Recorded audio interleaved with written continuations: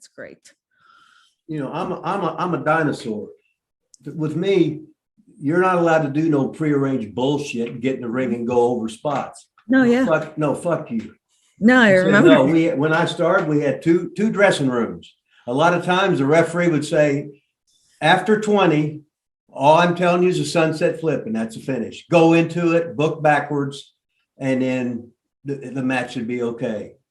Oh, I remember, right? Because you put me in there and you're like, you and Jackie. And I remember I called the first one. And then I remember the second one. I'm like, okay, you call it now, Jackie. Because I'd already called it. And she's like, no, you call it. And I was like, what? I was like, you call it. She goes, no, you call it. I was like, oh my God. Okay, I guess I'm calling it. But I'd rather call it myself and not have Rip say, get the fuck out of the ring. Yeah.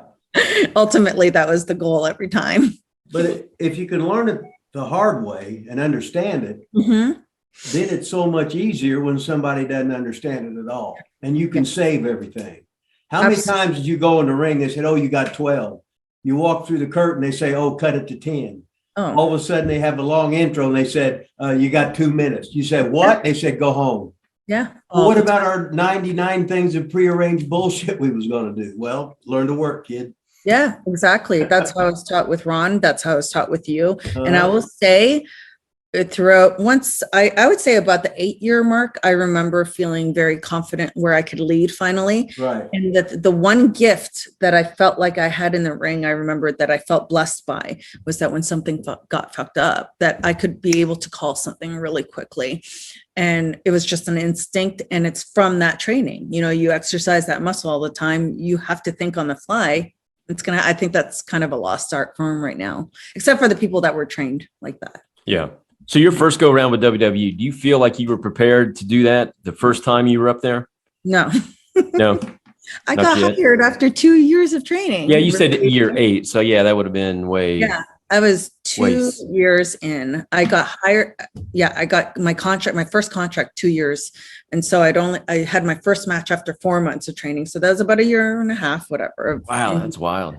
Yeah. So I had a lot of potential, but I was very green. And I always a heel on the indies. And then when I came into WWE, they wanted me to be a babyface, which it's hard to be a babyface if that's not your comfort zone. Yeah.